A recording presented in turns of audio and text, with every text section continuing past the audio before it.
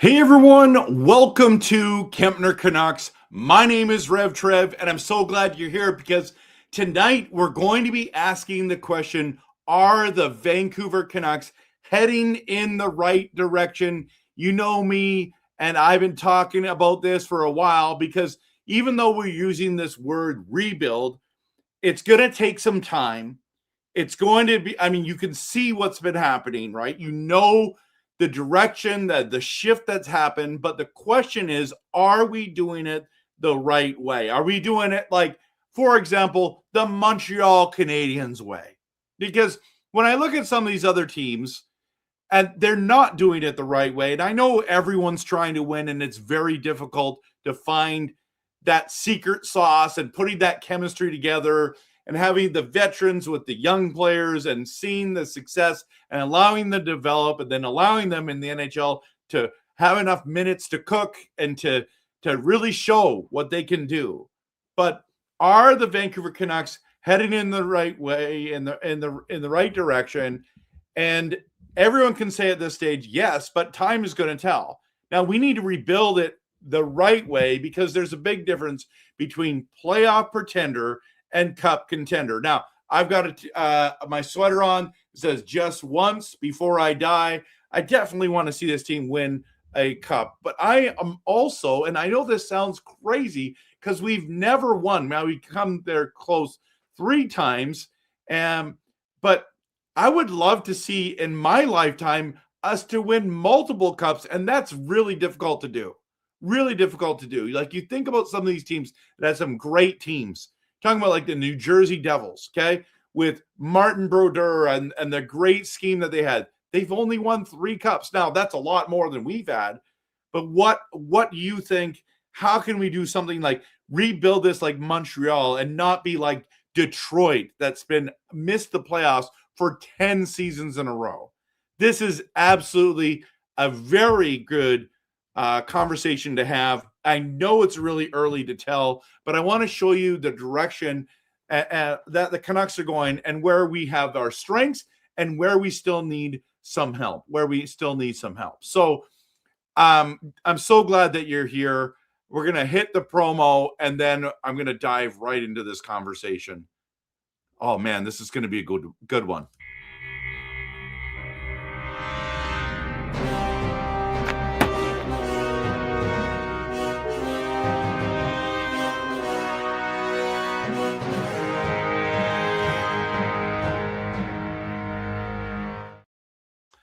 All right, so we're going to dive into this, and it's going to be very interesting. You're going to be. I think this is the kind of conversation where Canuck fans. This is the kind of conversations we want, and so not only do I do passionate, but realistic, but honest content when it comes to Canucks, we need to kind of take a step back. Now, what was frustrating is 2 years ago.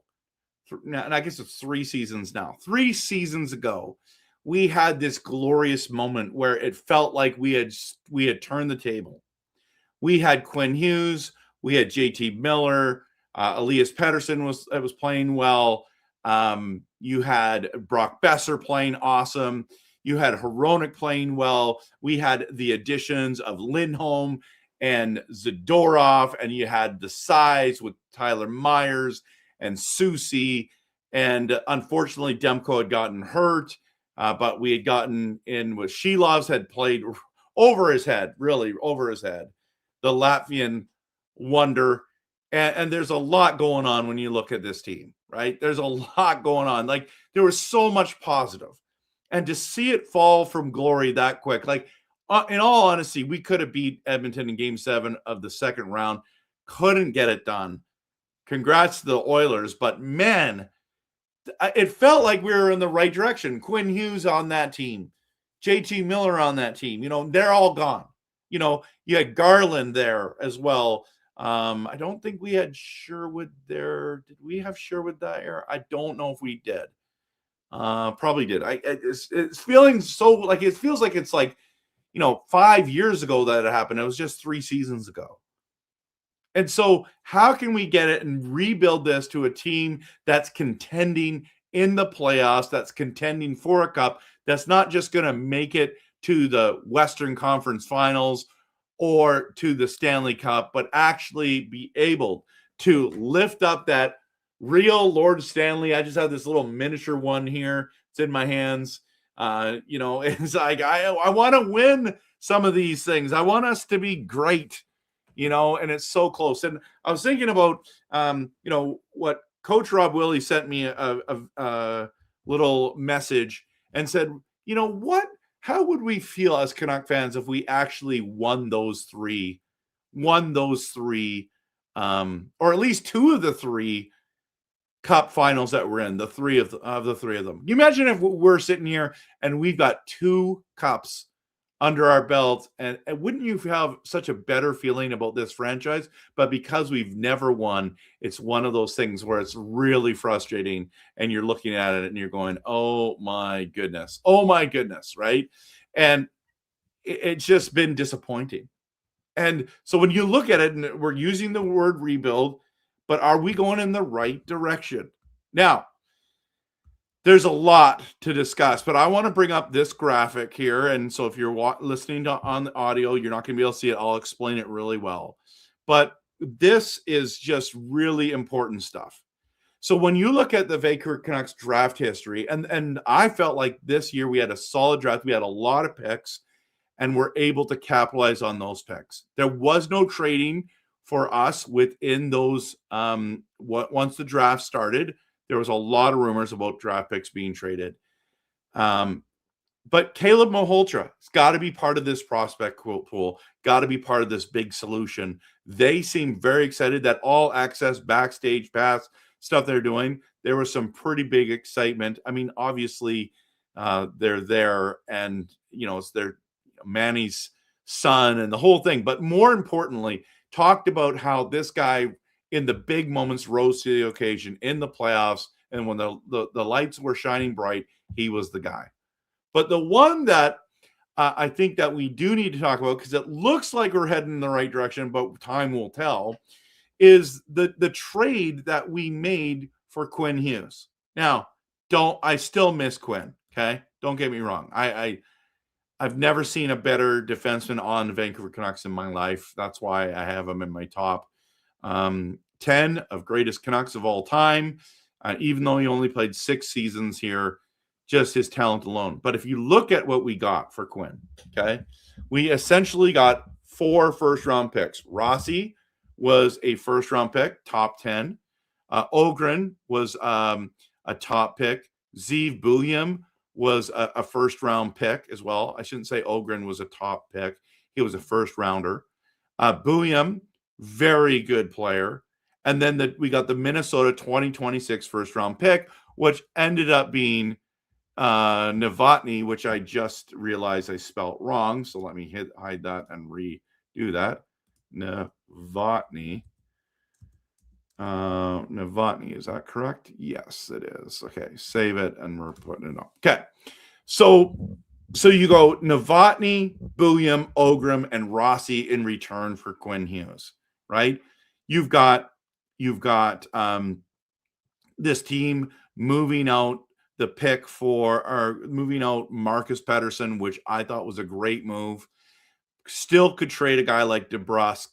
I don't think Besser's going anywhere, and I still believe we're stuck with Elias Pettersson.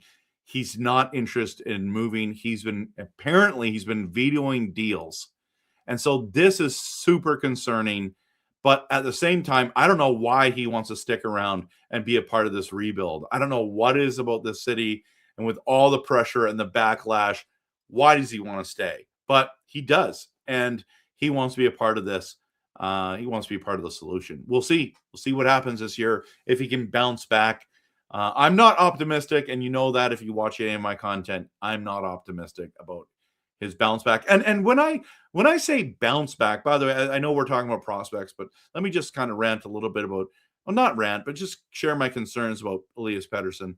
Is that, what is a bounce back? 60 to 70 points? That's not good enough, in my opinion. That's what he was getting in his rookie year. And if you see the numbers, and I guess I should have printed this off, but like, if you look at his points over the years, it's not amazing. You know what I mean? In his rookie season, he gets 66 points in 71 games, 66 points in 68 games the second year. Then it's a COVID year, so we'll give him a pass there. And then in his fourth year, which is technically, yeah, it's still his fourth year just because of COVID, he gets 68 points in 80 games. I mean, so he's a 66 to 68 point player, then has a monster year in 2022, 2023, right? And you're looking at this guy and you're going, this is our guy. This is our guy. Then he has 89 points in 80 games to follow up in the 2023 season. And then all of a sudden, he falls off the cliff once he starts that. And you're just looking at him and going, oh my goodness, 45 points, 51 points, and it's just not good enough, right? So we're stuck with Pettersson, okay, in my opinion. And I know that some people are like, well, he's really good. I mean, I think he's got lots of great traits. But do the Canucks end up trading any of those? If we're talking about continuing the rebuild and doing it the right way, I think you got to move out a guy like Jake DeBrusk for sure. Absolutely. And then if you're looking at center for next year, and this is where it's going to be, it's EP40, Rossi, Hedl, was trying to come back, Sasson, Ratu, and possibly Coots, right? So this is where this team's heading. So I find it really interesting to see if this Canucks team is building the right way. But you go into the draft and you have Novotny there. He's a left wing. A lot of people are super high on him. I mean, why did he drop to 24? I thought he was going to go in like 15. Somehow the Vancouver Canucks get him. What if he ends up being the guy? Maholcha, Novotny. I know every time I keep watching him, he reminds me of Alexander Mogilny. I don't know why. Just gives me the Alexander Mogilny vibes. I'm not saying he's going to be a potential possible, Hall of Famer, but if that's kind of what we're hoping for, we got to hit some on there. And then Brooks Rakowski, Rogowski is a mountain of a man. If he ends up being our solidified third line center, that's a win, everyone. And then Aaram-Olsen, everyone talks about his shot, So potentially here in this draft, we have so many great options. Now, the one that people don't talk about enough is Ivchenko is the goalie, the Russian goalie, right? And that guy, I'm like, he could be our future starting goaltender. Now, we know that there's Demko and Lankinen and Tolopilo, but by the time, Ivchenko and Medvedev are ready to go, those guys' contracts are coming to an end, depending on how Tolopilo looks, whether they have to let Tolopilo go to waivers or make a trade for him, like they had to do with Shilovs.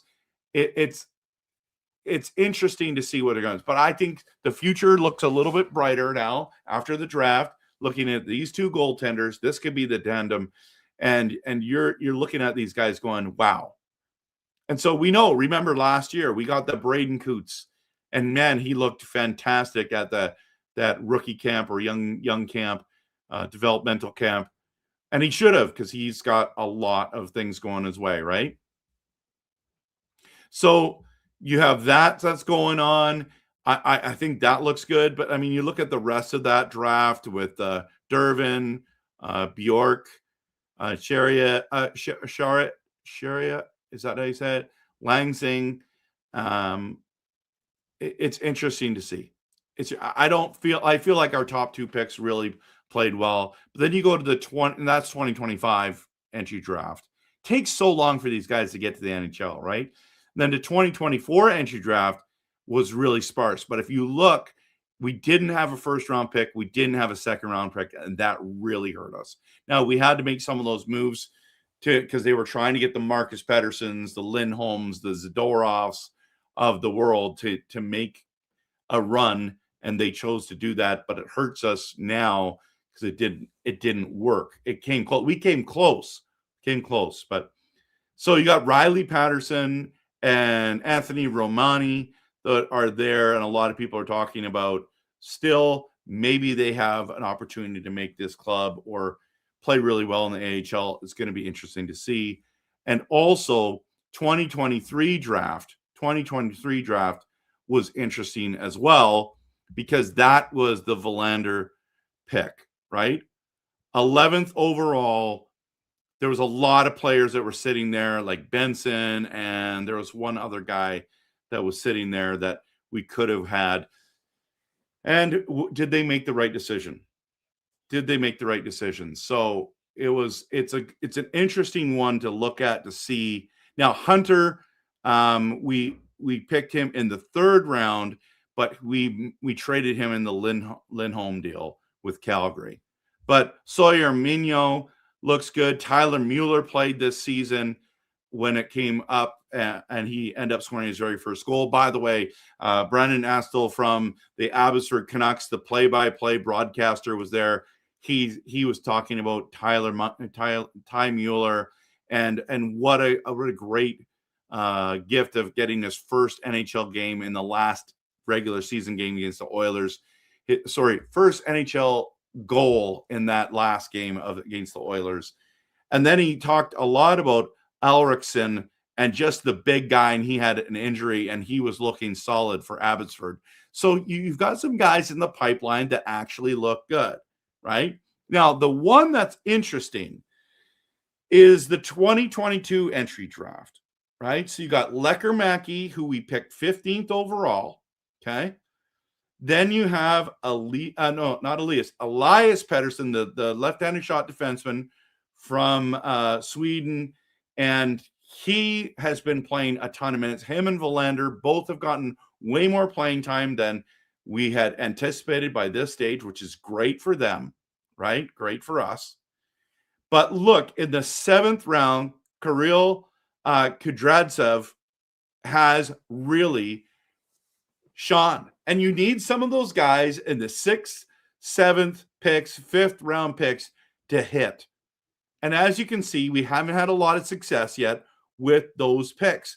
But if he can become something and do way better than anticipated, we're talking about it's looking a lot better. So there's a lot of things. When I'm looking at this team, we need to still make some moves, make some trades, but we still need to move in the right direction. And when you think about this team, when it comes to the lineup, right, that this lineup is going to have to be, it's creative. And I like what Ryan Johnson is doing, because in the draft, it was size, skill, character, right? So I'm happy with that. I'm absolutely happy with that. But the additions that he picked up were the veteran defensemen, right? Luke Shen, and not on a long-term deal. You got Oleksiak, big guy. They call him Big Rig. He's going to be playing there. So you have a young defenseman with a veteran defenseman. And then you've got Mancini, Kudryavtsev to fill in as well. Getting rid of P.O. Joseph he's a journeyman, and I mean he's an NHL guy, but he's not the future of this team. But when you're looking at this roster, and I really hope that we can get to that place where they do the Bro line as first or second line, whatever you want to say. So it's Ogren, Rossi, Besser. But that second line, I think is going to be something with DeBrusk, EP40, and someone else.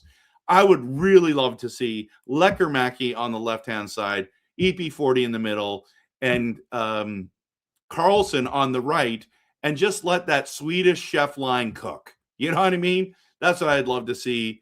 Cotter, as well as Hedel, and then whoever's going to play that right-hand side, maybe it's Gallagher. And then, of course, there's Drew O'Connor, who had a phenomenal year last year. Ratu had a really good, world tournament for sure. And then who you got on that side would be interesting as well. Goaltending wise, I just did this video with Swerve and Irvin about the rebuild killers. I mean, Demko being healthy is a rebuild killer. Hedel, Could be, but I think Heedle's going to be the third line guy. They're going to give all these young guys opportunities. This is a rebuild, developmental year, and this is the coach that you want to have. If you're going to develop, you got to do this, right? So yeah, there's a lot going on with this team. I'm very excited about the change. I'm hoping that we're heading in the right direction. Obviously, we are heading in the right direction, but is it going to work? Is Ryan Johnson and this new coaching staff and this team going to be able to help turn this around? And I'm not anticipating that this is going to be a great season. I think there'll be improvement from last year to this year for sure. But we need a top, I would say 3 to 5 pick for sure this season to keep this going in the right direction. So as much as I want them to have a better compete level and all that kind of stuff, I am really interested in the pipeline more than that. And there are some players there that have the potential to see. They're going to get the opportunity to succeed. And what are they going to do with that? So I want to get into some questions. I can't be on long tonight. My wife's on the ferry. I need to go pick her up. And so as many of you know, I live on Vancouver Island. It's just a ferry ride away to get to downtown Vancouver to go to some Canuck games. I don't know which Canuck games are going to go to this year. I'm talking with my friend Finstead, and we're talking about possibly going to a game or two together. So that would be a lot of fun if we can pull that off. And if you're there and I'm there, I'd love to meet you. But yeah, so I want to get into your comments about the Vancouver Canucks heading in the right direction. I'm just going to hit the promo, and then we're going to dive into your comments. And if you're listening on audio, please feel free to like, a comment, rate, review. That would be awesome as well. There's so much good things going on with the Canucks and the rebuild. It's fun to talk about.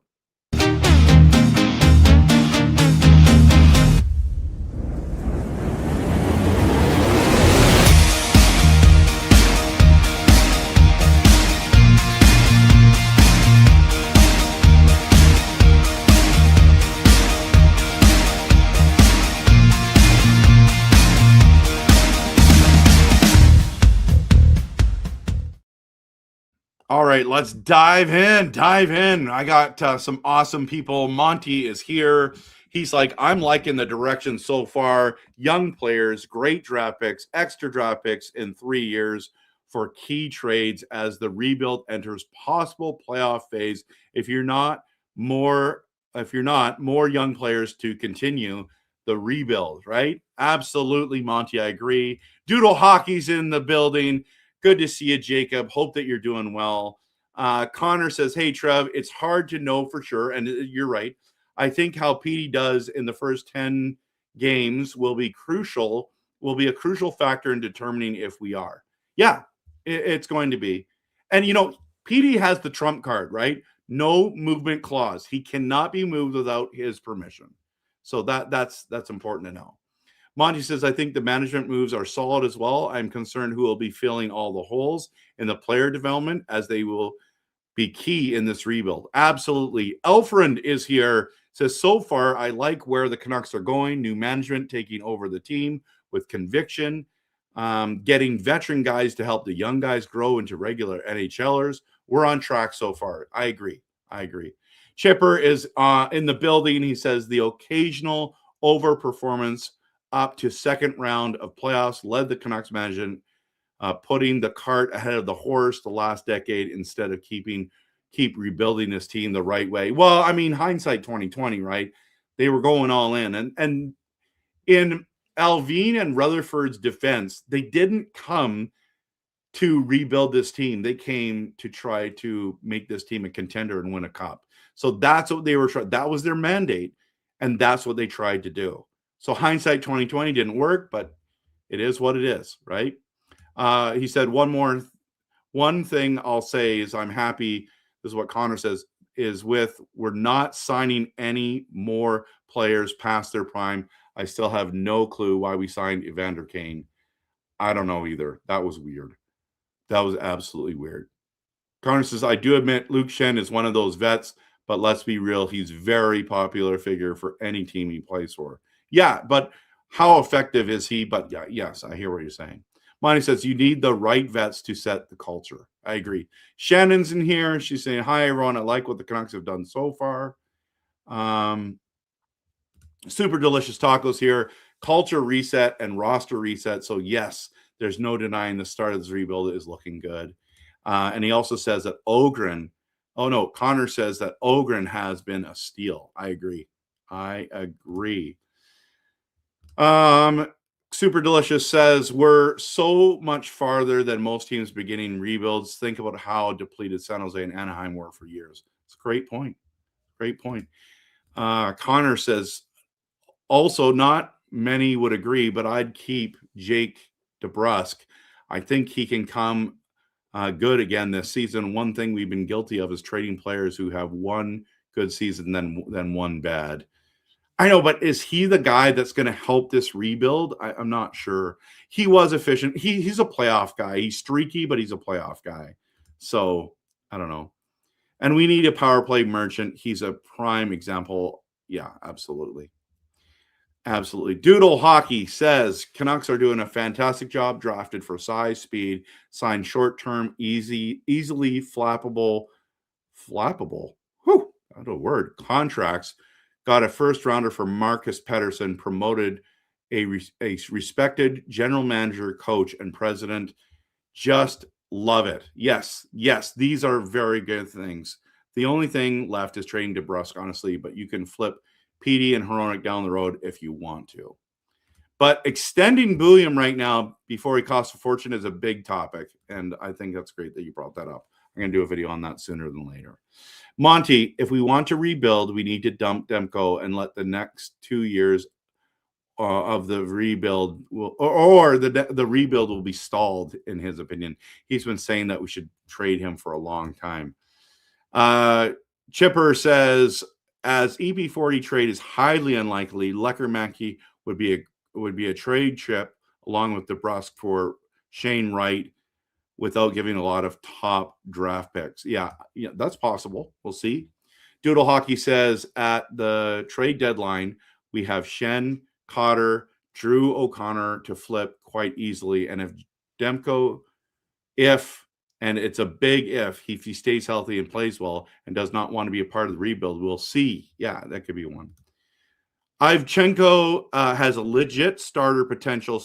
Super Delicious Taco says, I'm not high on Medvedev anymore. I mean, goalies go up and down. And it's hard to get them going, right? Shelov's only got a 1-year extension, Connor says, in Pittsburgh. We should give them Demko and a second for him, maybe.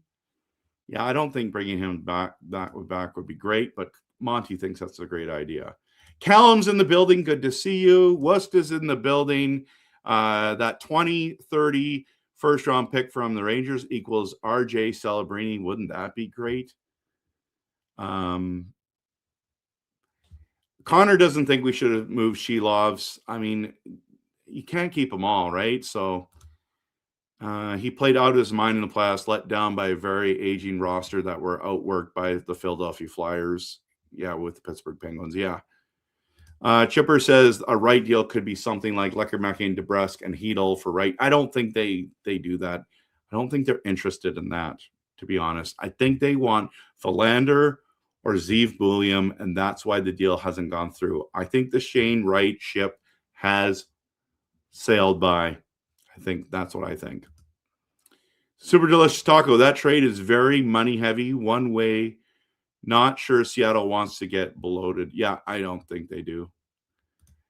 What's Kudratsev's ceiling? Genuine question. I can't figure out. I think your guess is as good as mine. I'm not sure. Shannon says, yes. So what do we do with Petey? I hope we can get him to go. I think we're stuck with him. I really think so. RJ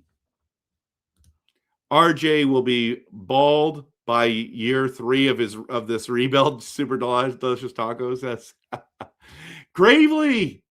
Diggs, good to see you. Hi, Trev. Sorry that lineup looks bleak.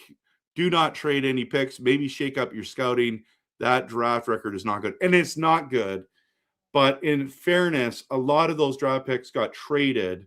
And I like what we've seen in the last 2 years. So I'm not sure that moving them right now would be great, but we do have to think about that. I mean, we need to do what your guys did and land a guy like Bedard. So I'm hoping for DuPont or one of the centers, the forwards there this year. That would be fantastic. But good to see you, because I know you're a big Chicago Blackhawks fan, and I'm jealous that you got Connor Bedard.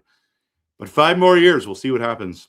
Chipper says, I wish I could have a no movement clause in my warehouse job as well. Right?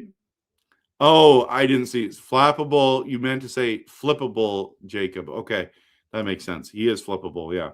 Calvin's here. We still need to get rid of PD and DeBrusk.